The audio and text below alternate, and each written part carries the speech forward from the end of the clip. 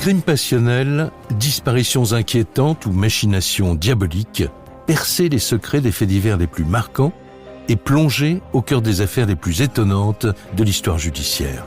La découverte de la vérité ne tient parfois qu'à un fil. Bienvenue dans Chroniques criminelles. Dans cet épisode, l'affaire Julie Douib. Oui, j'ai bien tué ma femme, mais c'était un accident.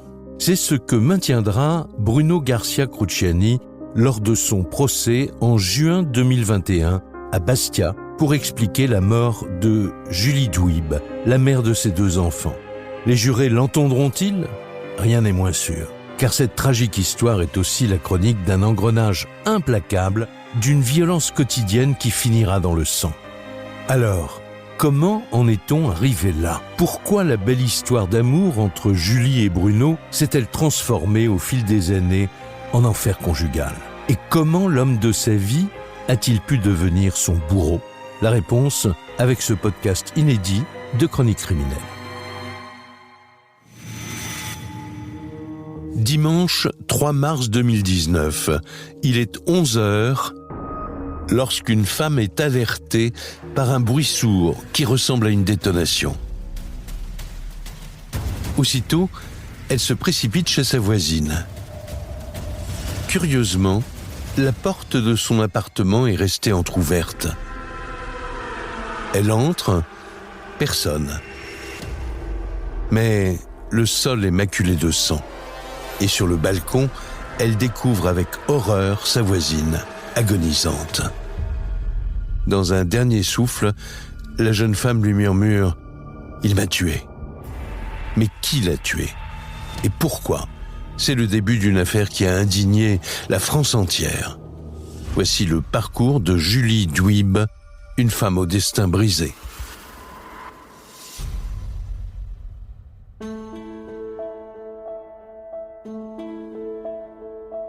Julie Douib, elle a grandi en Seine-et-Marne, en banlieue parisienne, à Vers-sur-Marne. Stéphane Boucher, journaliste spécialiste des faits divers. Qui est une banlieue assez tranquille de la région parisienne. C'est en bord de Marne, c'est très pavillonnaire. Stéphane Minca, journaliste spécialiste des faits divers.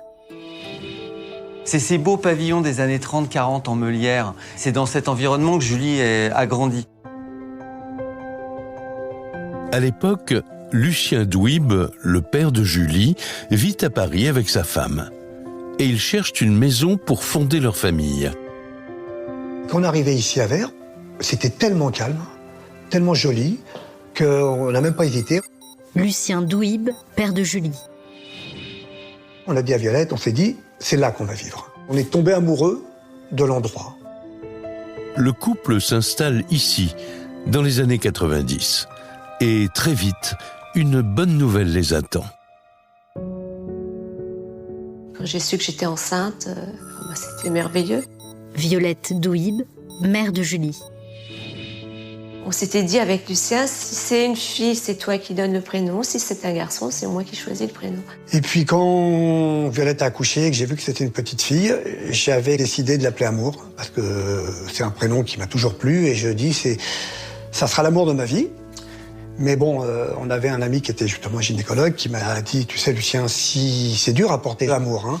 Je dis oui, t'as raison. Donc j'ai appelé Julie, mais je l'ai quand même appelé Amour, parce que ça a été l'amour de ma vie. Voilà. Lucien développe avec sa fille un lien de complicité indéfectible. Il a sa fille dans la peau. Violette est elle aussi une maman comblée. Elle se rappelle de chaque instant précieux. C'était un bébé sans problème, un beau bébé bien joufflu. Petite poupée, quoi. C'était, voilà, elle était merveilleuse. Hein. Elle était toujours pleine de vie, quoi. Bon, c'est vrai que j'étais un papa poule, hein, donc tout ce qu'elle voulait, j'arrivais à lui faire, mais on partageait tout, voilà. À chaque fois que je rentrais dans ce foyer, il y a toujours eu quelque chose de très doux. Caroline Douib, cousine de Julie. Très doux, très aimant et de très reposant, vraiment. À peine 2 ans plus tard, la famille s'agrandit. Julie accueille son petit frère Jordan.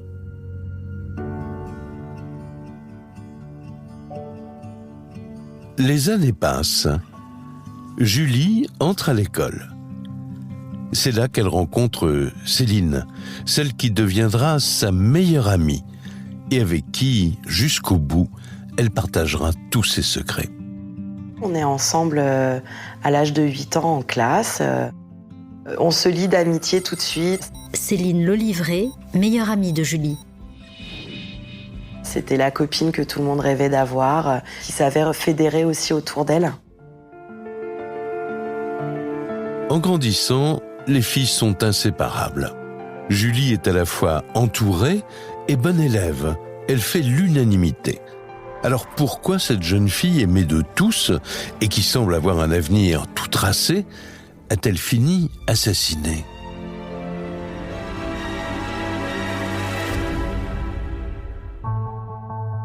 C'est à l'université que sa vie va basculer. Julie a 18 ans et elle a un rêve.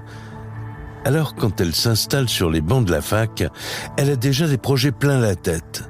Et c'est là qu'elle rencontre Julia, étudiante elle aussi. Nous sommes en première année de fac de biologie à l'université Paris 13. Julia, amie de Julie. J'ai vite accroché avec Julie, elle aussi. Finalement, on s'est rapprochés très vite. Elle a été jusqu'à sa licence de biologie. Elle voulait faire police scientifique. Parce qu'on voyait souvent à la télé des émissions avec les experts et tout. Elle fait, oh là là, moi j'adore ça. Elle se rêverait, comme dans les séries américaines, à aller sur les scènes de crime, à relever les indices, etc. Et c'est vraiment sa vocation. Elle m'avait embarquée dans son projet de passer le concours de la police scientifique. Et en fait, je pense qu'elle avait vraiment beaucoup plus envie de le réussir et beaucoup plus d'enjeux que moi. Mais quand les résultats tombent, le verdict est sans appel. Les filles ont échoué à l'examen. Pour Julie, la déception est immense. Elle a 21 ans et son rêve vient de voler en éclats. C'est à partir de là que sa vie bascule. Sans le savoir, la jeune fille est sur le point de prendre une décision qui va changer le cours de sa vie. Elle a demandé, maman, est-ce que je peux faire un break, reprendre mes études l'année d'après? Nous, on a dit, écoute, tu fais comme tu veux, hein, c'est ta vie. Si tu veux faire un break, fais un break. Hein. De toute façon, par contre, je lui disais, si tu fais un break, c'est pas pour rester à la maison. Hein. Tu peux pas rester à la maison à rien faire. Alors Julie enchaîne les petits boulots et à l'été 2006, elle a une belle opportunité. Elle a dit, papa, écoute, je pars en Corse pour faire la saison. Bah, j'ai dit, écoute, vas-y. Hein. De toute façon, la Corse, la plage, le soleil, les gens sont sympas. Elle est partie. En Corse, on peut dire que c'est un petit peu le paradis sur Terre. Elle fait ses saisons, le temps est magnifique. En plus, elle arrive notamment dans la région de la Balagne, qui est un endroit vraiment, un des plus beaux endroits de Corse. Et en fait, elle commence à tomber littéralement amoureuse de l'île de Beauté. Julie est serveuse dans un club-restaurant à Calvi. Et elle tombe vite sous le charme de la Corse. Mais pas seulement. Car c'est derrière ce bar qu'elle croise celui qui deviendra l'homme de sa vie.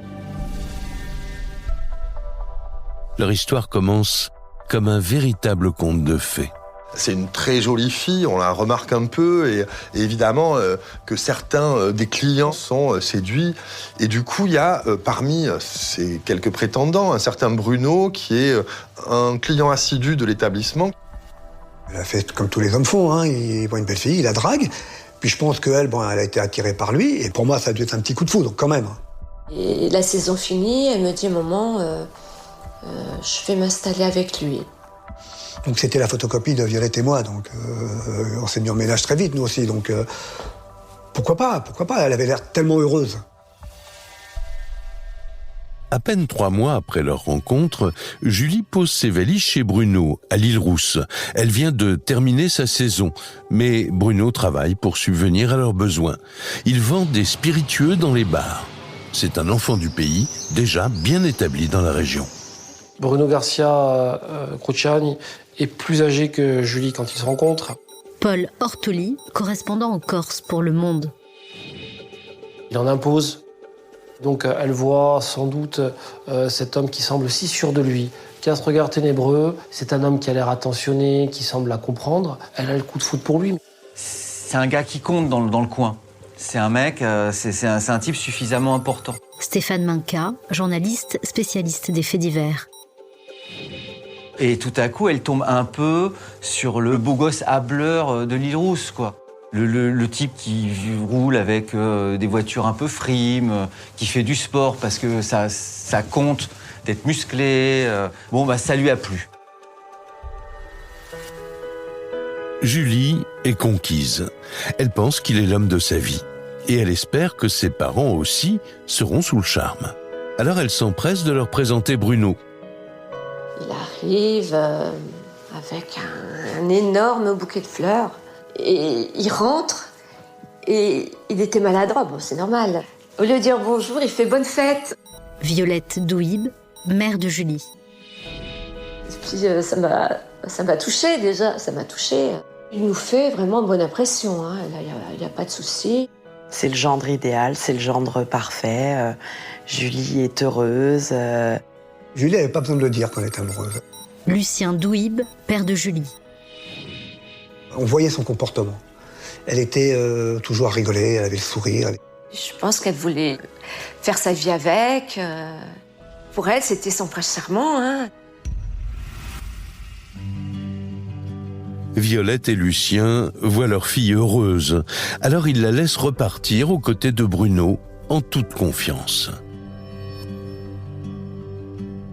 Puis, tout s'accélère. Julie a 24 ans et après 2 ans de vie de couple, elle annonce à ses parents une excellente nouvelle. Elle attend un bébé. Elle était vraiment contente, elle a acheté de la laine. Et elle commençait à tricoter des petites choses. On tricotait ensemble des petites choses, on préparait. J'étais aux anges. C'est vraiment un projet pour elle, d'être maman. Donc forcément, là, elle est très contente. Moi, à ce moment-là, je bois ses paroles. Moi, je suis hyper heureuse pour mon amie d'enfance. Elle est amoureuse, elle va avoir un enfant. Elle met des paysages incroyables sur les réseaux sociaux. C'est la vie parfaite. En décembre 2008, Julie donne naissance à un petit garçon qui fait la joie de toute la famille. En maman comblée, Julie décide même de rester à la maison. Et 2 ans plus tard, son petit frère voit le jour. Violette et Lucien viennent alors régulièrement en Corse. Mais ils observent un changement brutal. Ils ne reconnaissent plus leur gendre. Et d'un coup, je pense que ça a été un petit peu le déclic, ça a été la naissance d'Anthony. Je ne sais pas pourquoi, il est devenu différent. Et on a senti qu'on le gênait. Et le soir, quand on mangeait ensemble, Bruno nous adressait plus tellement la parole. L'attitude de Bruno est de plus en plus quand même intrigante. Stéphane Boucher, journaliste spécialiste des faits divers. C'est-à-dire qu'il est de plus en plus détaché, de plus en plus froid, et on sent de moins en moins l'affection qu'il pouvait avoir dans les premières heures envers Julie. Violette et Lucien ne comprennent pas. Ils sentent que quelque chose ne va pas. Alors ils demandent à leur fille s'ils ne sont pas de trop. Il me dit, ouais, mais il est fatigué, toute la journée il travaille, il faut comprendre, maman. Je dis, bon, ok, hein. Il disait, il est solitaire, il est un peu sauvage, il aime pas voir du monde. J'écoute Julie, moi, du moment qu'on te voit, nous et les enfants, après, c'est vous, hein. Il avait le droit de pas nous aimer, hein. Du moment que Julie était heureuse.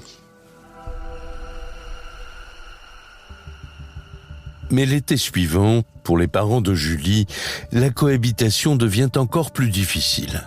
Ils remarquent chez leur gendre un comportement troublant qui aurait même déteint sur leur fille. Et à un moment, Julie, elle me dit, maman, Bruno, il aimerait bien que tu prennes une douche avant de monter à la maison. Parce que tu as du sable sur toi encore. Je comprenais pas, je dis, c'est ma fille qui me dit ça. Je dis, est-ce que ces paroles... Je n'avais pas compris. Je lui dis, tu rigoles, là? Violette ne relève pas, elle ne veut pas froisser Bruno, visiblement très soucieux du ménage. Mais les tensions montent encore d'un cran. Et cette fois-ci, c'est au tour de Lucien d'en faire les frais. J'ai été à la plage avec Julie. Julie me dit, papa, écoute, je te dépose avec les enfants, puis moi je vais faire nettoyer la voiture et je reviens. Donc je monte, on ouvre, les enfants, ils nettoient leurs pieds pour pas mettre du sable dans la maison, et moi j'arrive, j'avais le sac de plage dans la main, il me regarde, il hurle, il me dit, ouais, le sac de plage, il faut le mettre sur le balcon de la cuisine. Je dis, oula, puis je le vois en train de nettoyer. Julie arrive 5 minutes après, elle a à peine ouvert la porte, il commence à insulter. On n'est pas à Dubaï, on n'est pas au Club Med, je suis pas à la Boniche et tout. Et là, j'ai compris qu'il se passait quelque chose. J'ai ravalé ma salive, je suis resté. Et il a dit pour Julie, je vais rien dire pour pas la mettre mal à l'aise. Violette et Lucien comprennent qu'il y a quand même un petit problème avec cet homme-là, leur beau-fils, qui est totalement maniaque. Il est obsédé par la propreté, en fait.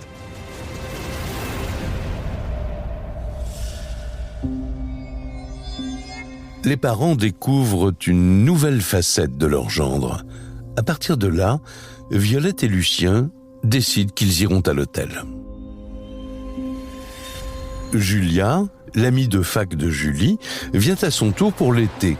Les filles se font une joie de se retrouver, mais les vacances sur l'île de Beauté se transforment en cauchemar. Dès que je suis arrivée, j'ai senti une ambiance bizarre. Je ne l'ai pas reconnue, en fait. Julia, amie de Julie. Elle me disait qu'on ne pouvait pas aller à la plage parce qu'il y avait du vent et peut-être que les grains de sable allaient rentrer dans les yeux de son fils. Julia n'en revient pas. Pendant toute la semaine, les filles sortiront à peine de l'appartement, au point que le climat devient électrique. Elle me dit que je mettais des gouttes dans la douche et qu'il faut que je m'en rende compte quand même qu'elle a dû faire le ménage derrière moi après la douche. J'ai pris un thé un matin et que je n'ai même pas pris la peine de faire ma vaisselle, de ma cuillère et de ma tasse. En fait, là, je suis tombée d'une chaise, là. Parce que c'était pas elle, en fait. Julie, elle a jamais été maniaque, donc c'était très curieux.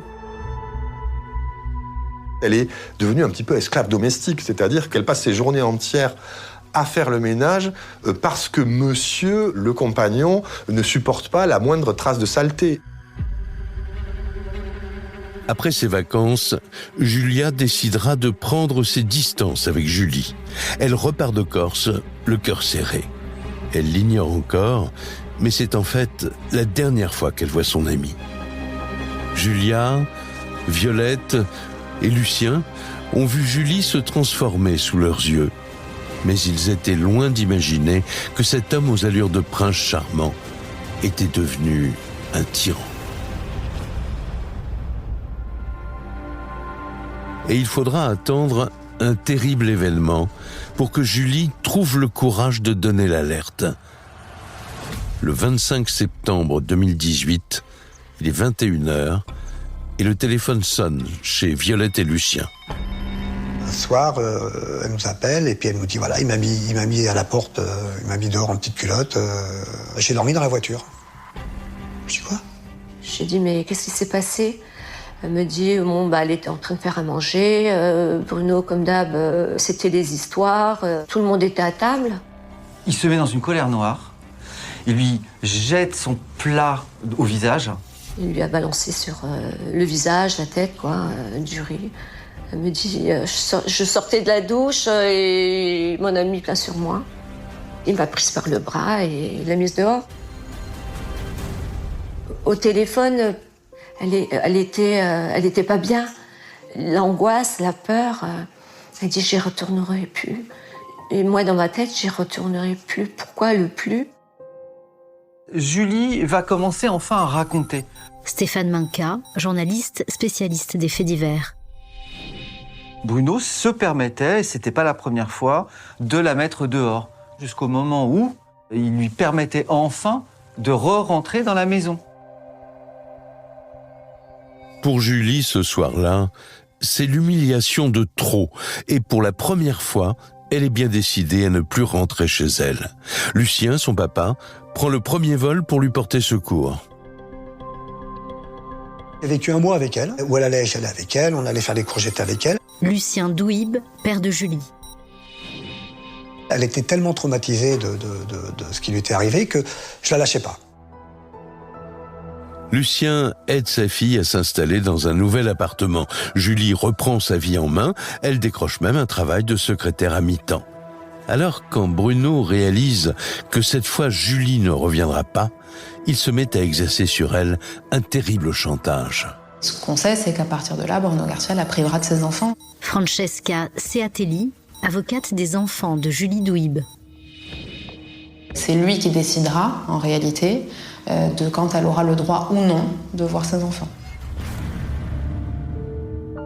Pendant le mois qui suit la rupture, Julie ne voit ses enfants qu'à travers la grille de l'école. Une torture pour la jeune maman.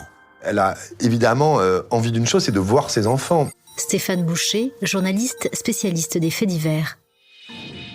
Et donc, comme Bruno la tient à l'écart, un jour, elle va au stade de foot, là où jouent les petits.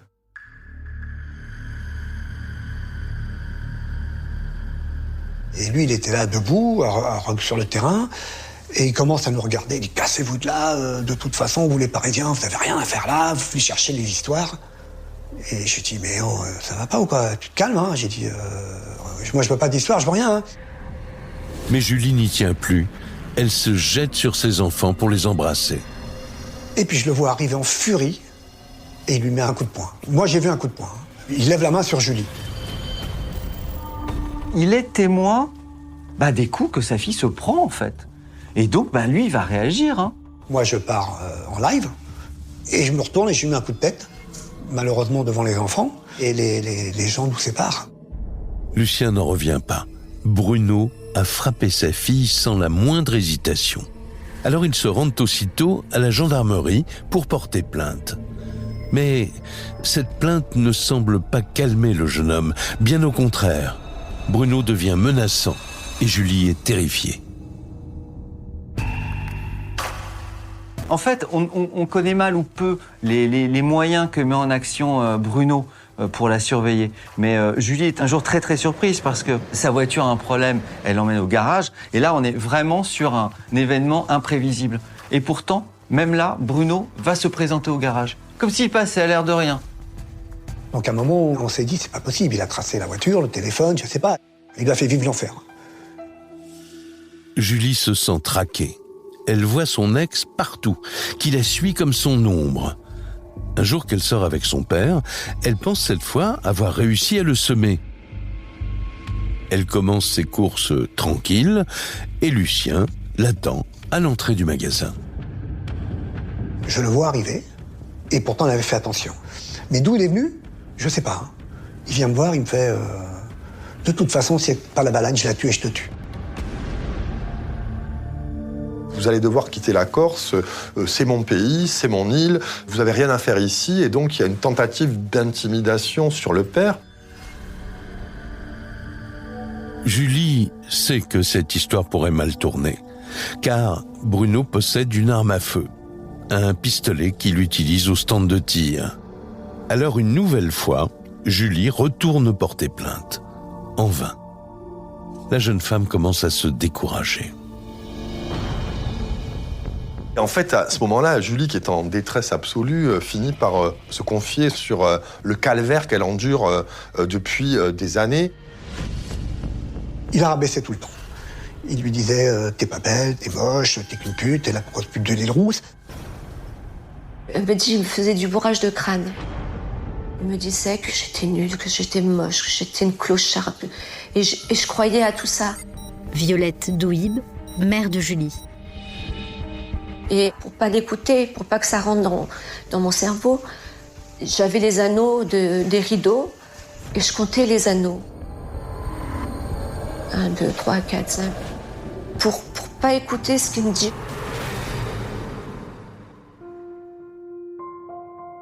Une torture psychologique qui aurait démarré plusieurs années auparavant. Mais comment ce gendre idéal s'est-il transformé en tyran domestique ? Julie explique à ses parents que les premières tensions seraient apparues après la naissance de son deuxième enfant. À l'époque, elle fabrique des bijoux et elle décide de les vendre sur les marchés. Et c'est là que Bruno aurait changé radicalement de comportement.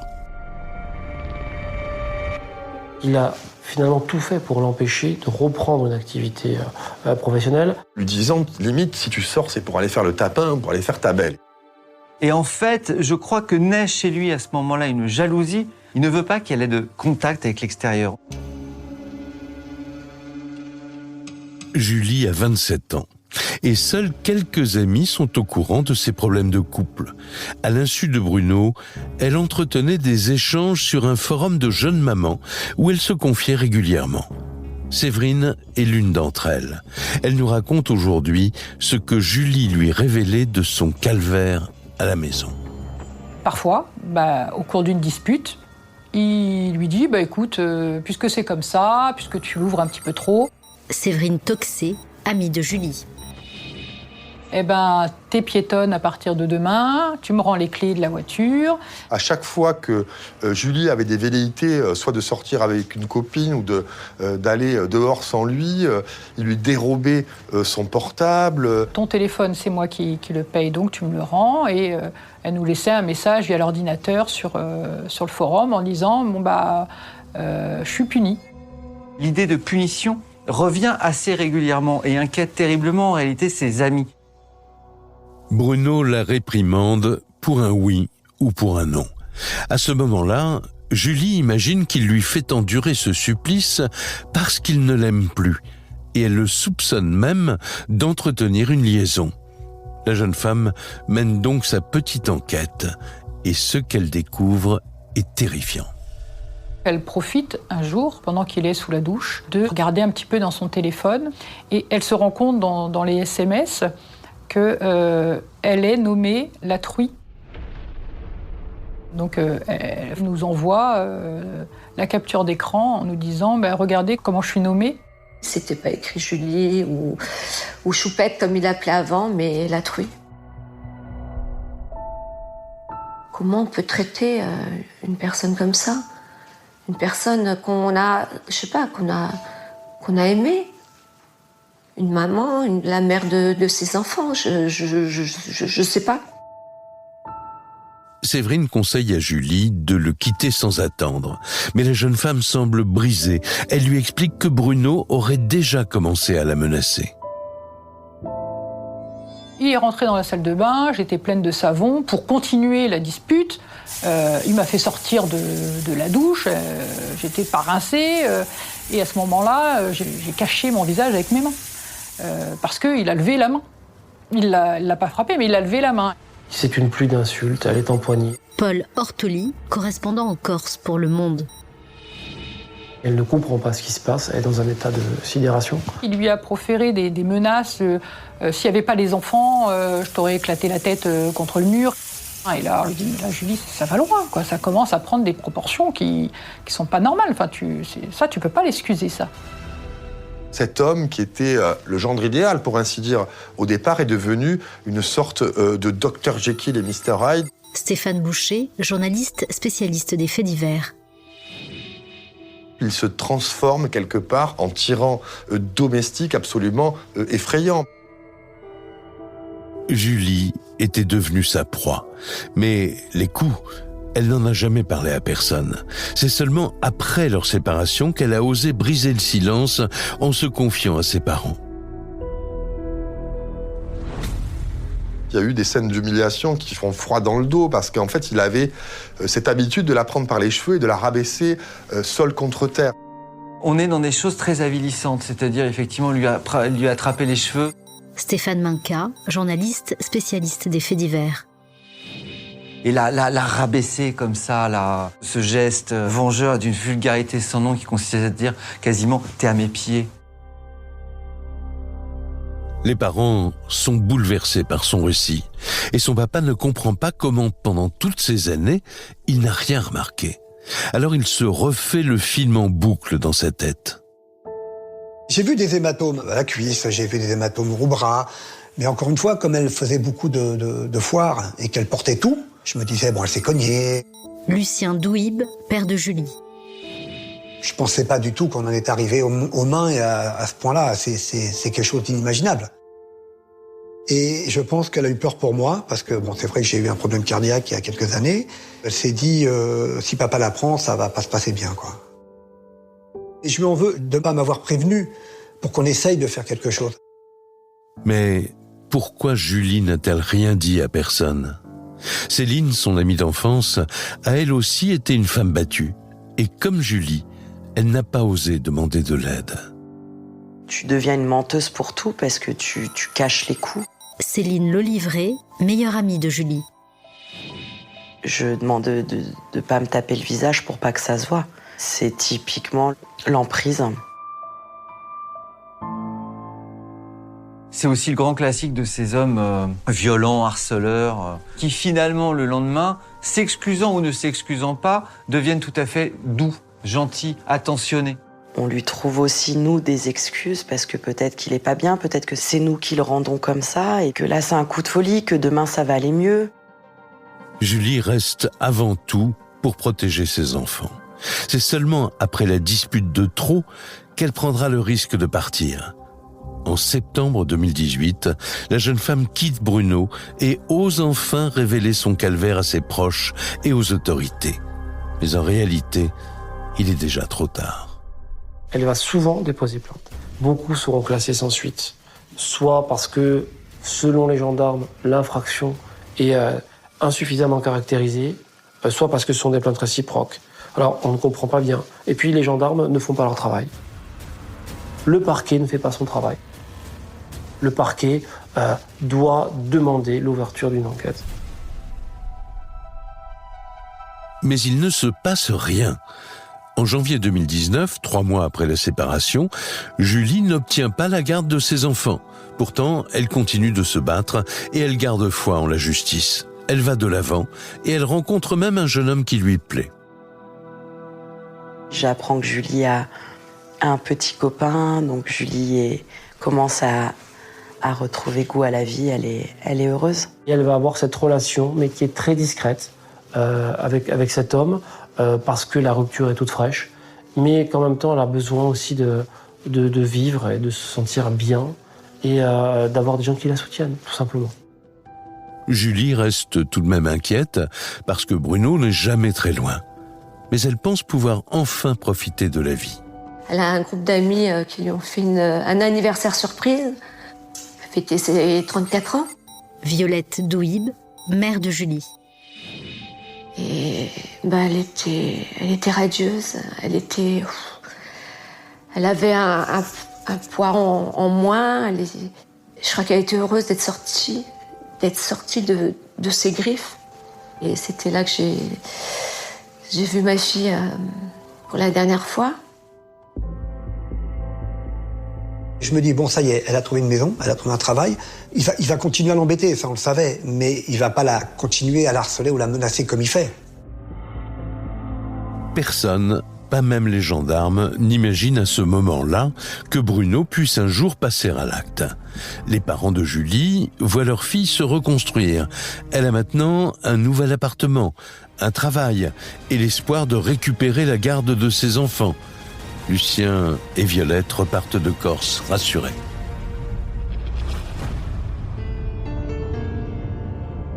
Dimanche 3 mars 2019, 2 mois après la dernière visite de Violette et Lucien.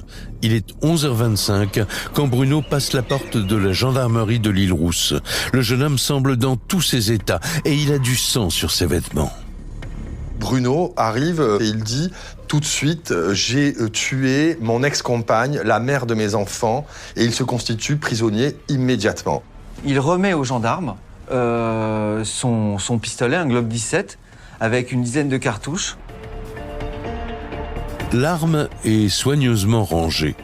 Aussitôt, les gendarmes s'en saisissent et ils placent Bruno en garde à vue. Il commence alors à raconter ce qu'il s'est passé ce matin-là avant le drame. Selon lui, un horrible accident. Ce week-end, j'ai invité ma sœur et mon beau-frère, qui vivent sur le continent, à passer du temps, un week-end avec moi.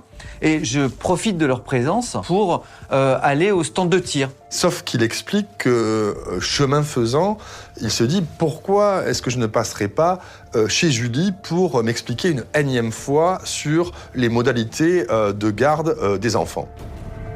Alors il se gare en bas de la résidence et il débarque chez Julie à l'improviste. Et il dit, j'arrive chez elle, elle commence à m'engueuler, le ton monte entre nous. Il l'oblige à se mettre à genoux au milieu du salon, il la menace avec son arme, il la tient en joue. En réalité, ce que Bruno souhaite par-dessus tout, c'est qu'elle quitte l'île de Rousse finalement. Et là, elle fait un geste pour essayer de se dégager de son emprise et de son calibre, et un coup part. Selon Bruno, Julie aurait tenté de le désarmer et c'est en attrapant le canon du pistolet qu'un tir accidentel serait parti. Julie est touchée au bras gauche. Et à partir de là, s'ensuit donc une sorte de course entre eux dans l'appartement où Julie va finalement arriver sur le balcon. Il aurait essayé de se protéger et là, il y aurait un autre tir qui serait parti. Il raconte, j'ai un trou noir, je ne sais pas ce qui m'arrive, mais je me vois tirer en sa direction. Julie s'écroule devant moi. Elle s'effondre littéralement sur le balcon, du sang partout, une blessure très importante au niveau du thorax. Stéphane Boucher, journaliste spécialiste des faits divers. Et là, elle est quasiment agonisante et c'est à ce moment-là que Bruno, l'arme à la main, décide de quitter immédiatement les lieux. Bruno descend les escaliers et il remonte dans sa voiture. Il se rend chez lui. Il a encore le pantalon maculé du sang de Julie Douib. Il embrasse ses enfants. Paul Ortoli, correspondant en Corse pour Le Monde. Et il demande à son beau-frère et à son ami de l'accompagner chez les gendarmes. Et les deux témoins qui sont avec lui ne savent pas en réalité ce qui s'est passé. Stéphane Minka, journaliste spécialiste des faits divers. Puisque il est en boucle, il dit j'ai fait une connerie, j'ai fait une connerie, j'ai fait une connerie. À ce moment-là, Bruno est en panique et il se serait aussitôt rendu pour avouer son geste. Il parle d'une malheureuse dispute qui aurait dégénéré. Il explique qu'il n'y avait pas d'intention homicide. Il était venu au domicile de Julie, armé, certes, mais juste pour lui faire peur, pour l'impressionner, pour faire une sorte de pression autour d'elle sur l'histoire de la garde des enfants.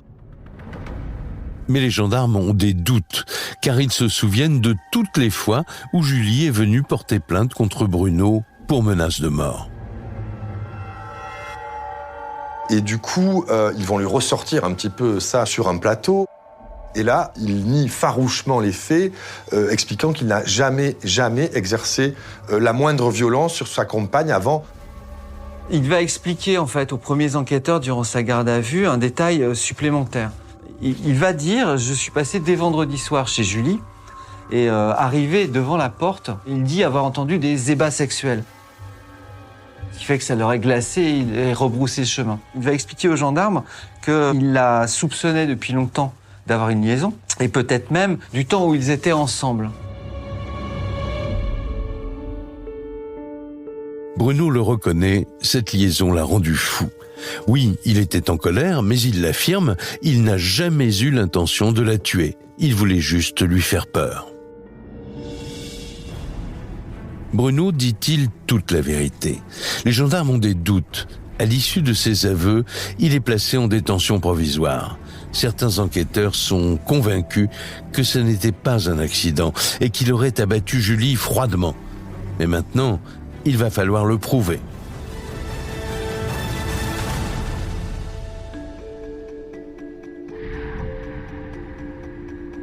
À plus de 1000 kilomètres de là, les parents de Julie ignorent tout du drame qui vient de se produire. J'ai une amie à Julie au bout du fil et elle me dit « T'as des nouvelles de Julie ?» Je dis « Bah non, j'ai eu vendredi soir quand elle m'a appelée. » Je lui dis « Mais qu'est-ce qui se passe ?» Violette Douib, mère de Julie. Elle me dit « Non, rien. Il y a des bruits qui courent. » Donc j'ai dit, oula, je panique. Hein. Je prends le téléphone, j'appelle Julie. Bon, ça décroche pas. Aussitôt, Violette contacte une autre amie proche de Julie. Donc j'appelle et j'entends... Oui, je suis désolée de vous l'apprendre. Il a tiré sur Julie, Julie est morte.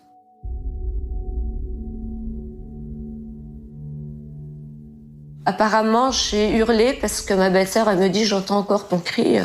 Apparemment, j'ai hurlé dans la chambre. Et je dis, Julie, il a tué Julie. Lucien prend le téléphone. Et je lui dis, non, il l'a blessée. Il l'a blessée, je lui dis, elle n'est pas morte. Il dit, non, il l'a tuée. Lucien Douib, père de Julie. Donc là, on s'écroule, quoi. C'était c'était un tsunami, c'est pire qu'un tsunami.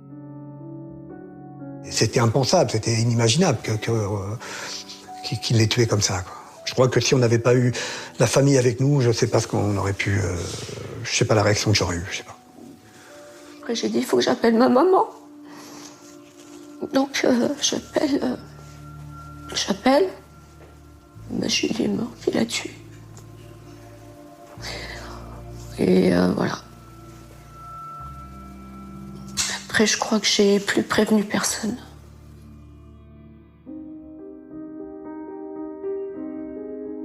Les parents de Julie sont anéantis.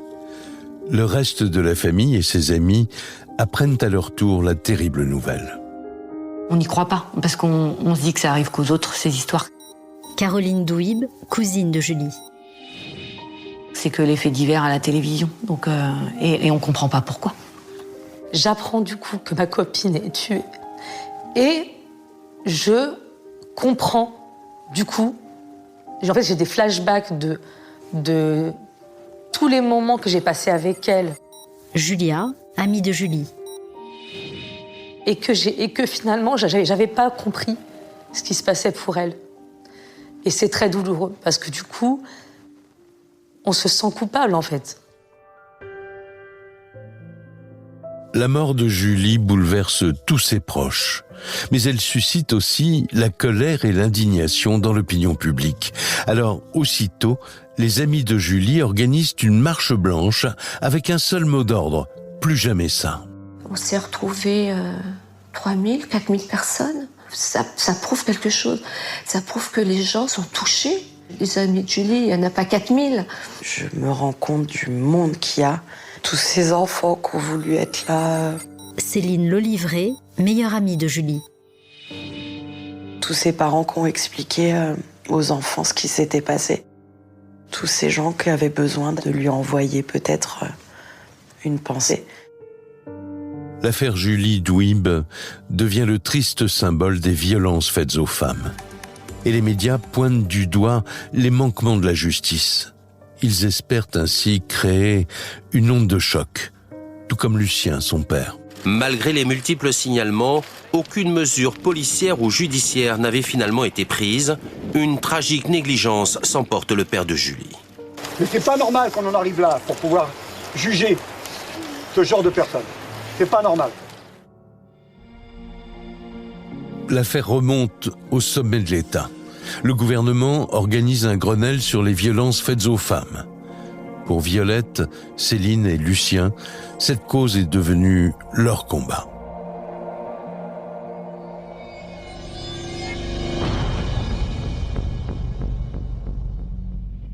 Au même moment, à l'île Rousse, les gendarmes continuent leurs investigations et ils commencent à douter de la version de Bruno, d'autant que l'expertise balistique sème le trouble.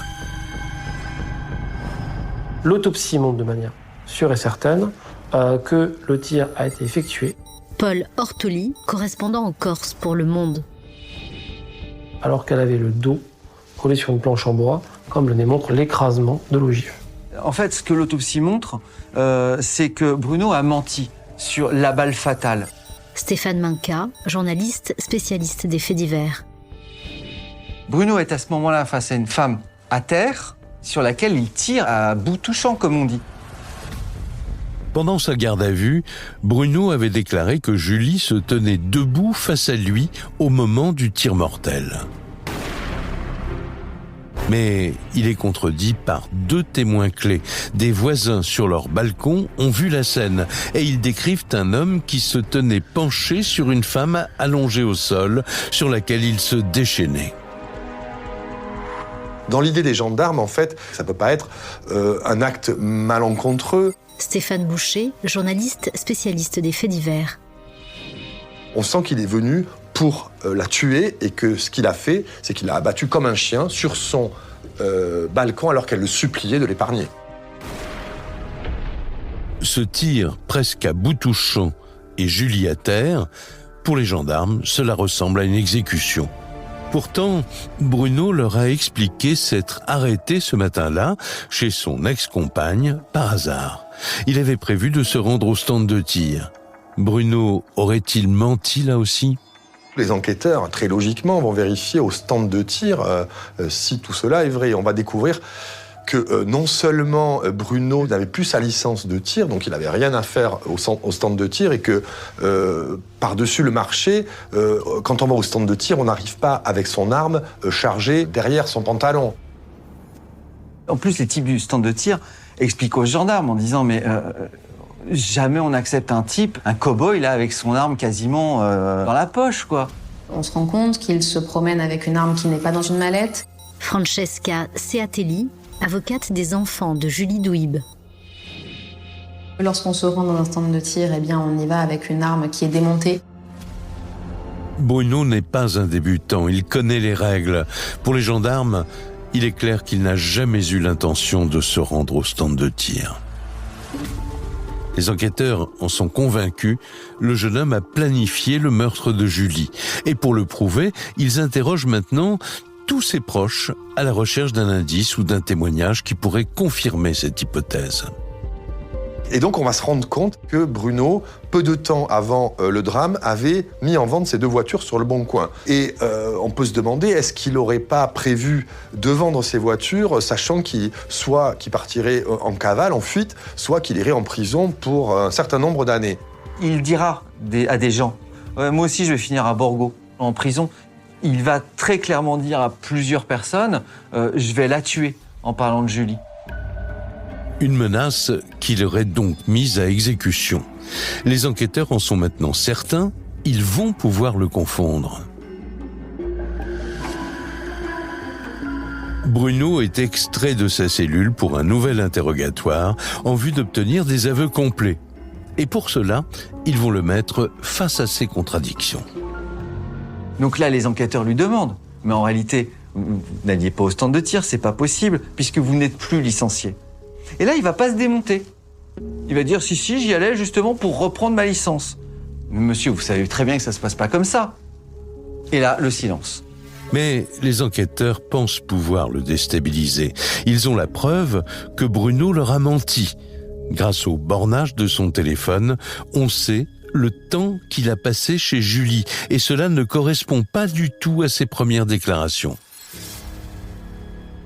Il décrit une discussion qui va durer 15, 20, 25 minutes, mais il y a 2 marqueurs temporels qui sont très nets. 10h59, c'est l'heure où il va pénétrer dans la résidence. Et 11h05, très précisément, c'est l'heure où on a entendu le premier coup de feu par une voisine. Les enquêteurs ont pu estimer le temps qu'il passe sur place à une fourchette de 2 à 4 minutes, donc ce qui est en effet très bref pour avoir une discussion constructive sur la garde des enfants. 4 minutes, pour les enquêteurs, c'est extrêmement simple. Il est venu pour la tuer. Alors il laisse une dernière chance à Bruno de dire la vérité. Il maintient l'engueulade, il maintient le tir accidentel. Il reste calme et serein, pour ne pas dire glacial face aux questions des enquêteurs.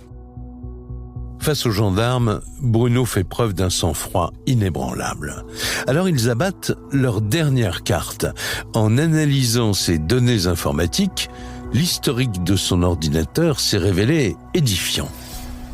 Il avait interrogé les moteurs de recherche pour dire quelle peine en cas d'homicide par arme à feu. Bon avocat pour meurtre, quelle peine pour homicide volontaire. Il s'était même renseigné sur les fuites à l'étranger, peut-être sur les pays qui n'avaient pas d'accord d'extradition avec la France.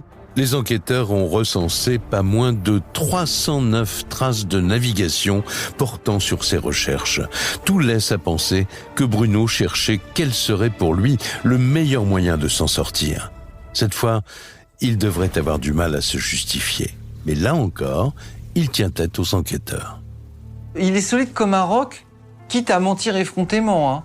Il explique, s'agissant des recherches Internet, que c'était absolument sans lien avec Julie Douib, mais qu'une fusillade était intervenue quelques jours auparavant dans la micro-région et qu'il cherchait des informations à propos de cet événement. C'est par curiosité qu'il aurait fait ses recherches, car il connaissait certains protagonistes de la fusillade. Bruno a décidément réponse à tout. Mais il ne parvient pas à convaincre les enquêteurs. Ils ont réuni suffisamment d'éléments qui caractérisent la préméditation. D'autant que, selon eux, Bruno aurait un mobile qui prouverait son intention criminelle, la jalousie. Il a agi en propriétaire. Il ne supporte pas l'idée qu'elle s'échappe, il ne supporte pas l'idée qu'elle puisse fréquenter un autre homme, donc il la tue. Pour les parties civiles, c'est un crime de possession qui n'a rien de passionnel. Mais Bruno est formel. Il s'agit bel et bien d'un accident. Il n'y a pas de mobile pour la défense. Il n'est pas parti pour la tuer, il est parti pour la menacer. Ça part d'une engueulade, ça tourne très mal. Et Bruno n'a jamais varié dans sa version.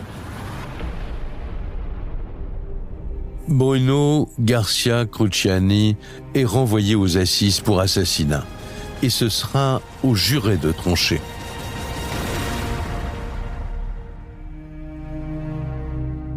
Dans l'attente de son procès, il est incarcéré à la prison de Borgo, en Haute-Corse. Et les enquêteurs ont placé tous les proches de l'accusé sur écoute téléphonique. Ils espèrent obtenir de nouvelles informations. Et là, ils découvrent avec stupeur que depuis sa cellule, Bruno dispose d'un téléphone.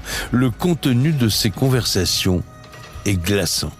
L'accusé dispose d'un téléphone portable en prison. Donc jusque-là, rien d'inhabituel. Mais ce téléphone portable lui sert, bien sûr, à communiquer avec ses proches. Paul Ortoli, correspondant en Corse pour Le Monde. A indiqué qu'à partir de maintenant, il faut dératiser son entourage et il enjoint ses proches à aller menacer toute personne pouvant témoigner en faveur de son ex-compagne. Il veut faire savoir à l'extérieur qu'il y aura des représailles. Stéphane Minca, journaliste spécialiste des faits divers. C'est-à-dire tous ceux qui pourront parler à la télévision ou au procès en faveur de Julie doivent s'attendre à quelque chose. Même derrière les barreaux, Bruno parvient à faire régner la terreur. Et il ne s'agit pas de menaces en l'air. Lucien en fait rapidement les frais.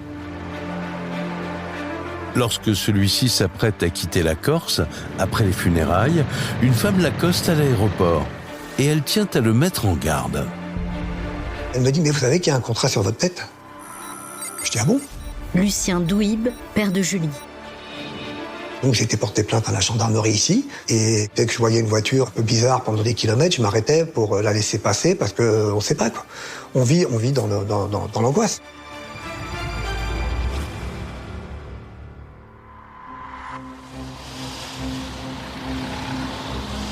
Deux ans après la mort de Julie, le 10 juin 2021, son procès s'ouvre à la cour d'assises de Bastia. Les amis de la jeune femme oseront-elles venir témoigner? Les tentatives d'intimidation de Bruno risquent de changer la donne. Et c'est une nouvelle épreuve pour la famille. Mais tous les médias sont au rendez-vous.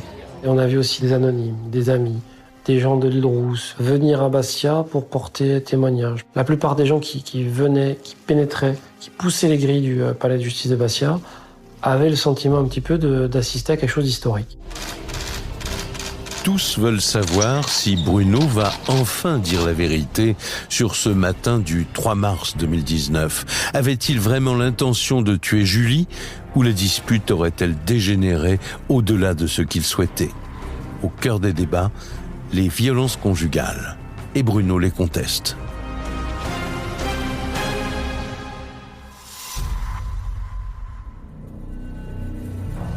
Mais dès le premier jour d'audience, les parties civiles présentent une pièce accablante.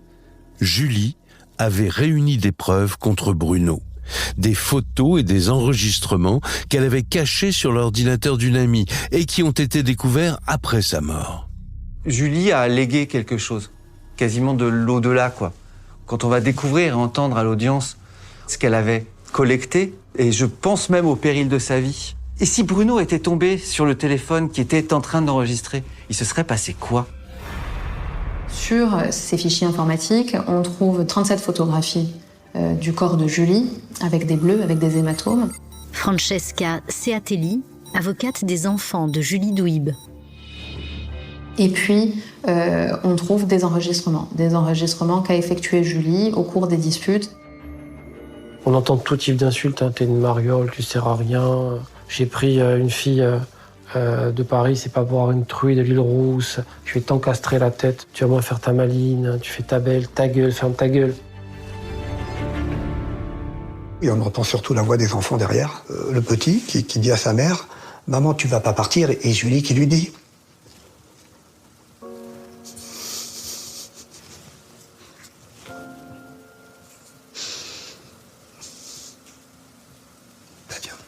et qui lui dit maman, malgré ce qu'il fait, maman, jamais elle partira.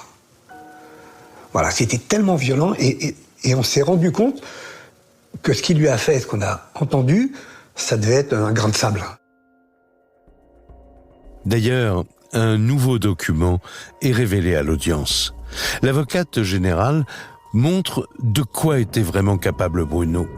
Elle décide de diffuser à la cour des images insoutenables de vidéosurveillance où on le voit martyriser sa propre mère atteinte d'Alzheimer. Il la prend par les poignets, lui tire les cheveux, il la claque contre le mur et il l'emmène dans la chambre et on entend aïe aïe aïe et à ce moment-là, je suis sortie moi.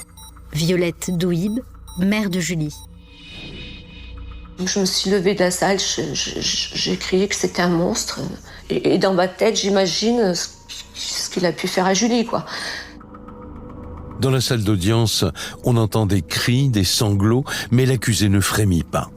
L'avocat de Bruno Garcia Cruciani n'a pas souhaité répondre à nos demandes d'interview. Depuis le début, la défense conteste les violences. La vidéo de sa mère malade, dont Bruno était le seul à s'occuper, ne serait pas représentative et il serait mensonger de faire le parallèle avec le sort de Julie.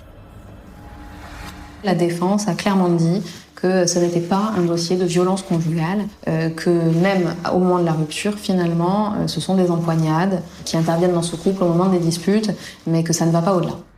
Il s'agit d'une malheureuse affaire de séparation qui se termine dramatiquement. Stéphane Boucher, journaliste spécialiste des faits divers. Qu'il n'y a pas eu de préméditation, qu'il n'y a surtout pas eu de violence préalable au drame. Donc c'est un petit peu l'architecture de la ligne de défense de l'accusé. Ce qui est très attendu dans un procès d'assises, c'est quand l'accusé, de manière sincère ou non, formule ses regrets, présente ses excuses et demande pardon. Là, ça n'a pas été le cas. Paul Ortoli, correspondant en Corse pour Le Monde. L'accusé n'a pas eu un regard pour les gens qu'il avait blessés, meurtris dans cette affaire, mais il a quand même demandé pardon à ses enfants. C'est à eux qu'il a réservé ses regrets, ses remords, et c'est d'ailleurs les derniers mots qu'il a adressés à la cour.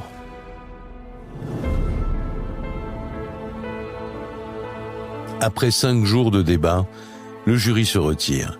Si Bruno a convaincu les jurés que c'est un accident, il peut espérer moins de 10 ans. Dans le cas contraire, il risque la perpétuité. Et le jury délibère vite. Il condamne l'accusé à la réclusion criminelle à perpétuité pour assassinat, assorti d'une période de sûreté de 22 ans.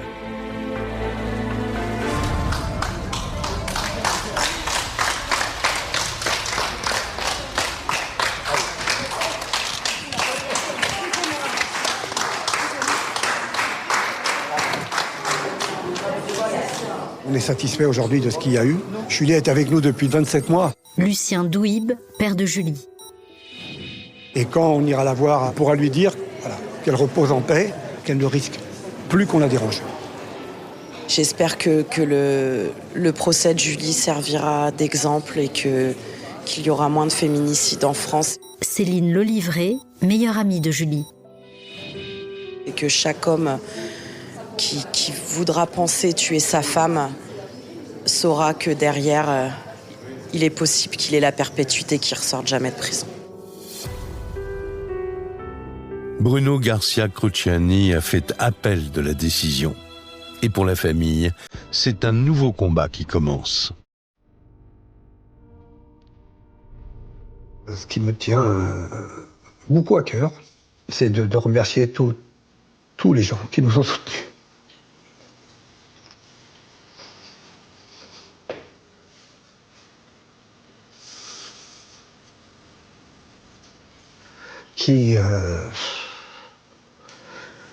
Qui aujourd'hui encore nous soutiennent, qui aujourd'hui encore pensent à Julie et qui continueront à être là quand on aura besoin d'eux. Aujourd'hui, Lucien et Violette ont la garde de leurs petits-enfants. Et toute la famille se mobilise pour le procès en appel. Elle espère que l'histoire de Julie permettra d'éviter de nouveaux drames.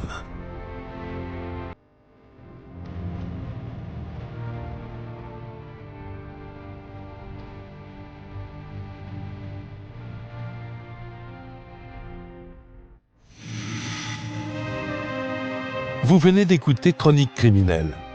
Si l'épisode vous a plu, n'hésitez pas à mettre des étoiles, à commenter ou à vous abonner sur votre plateforme d'écoute préférée. Et retrouvez dès la semaine prochaine un nouvel épisode de Chronique criminelle.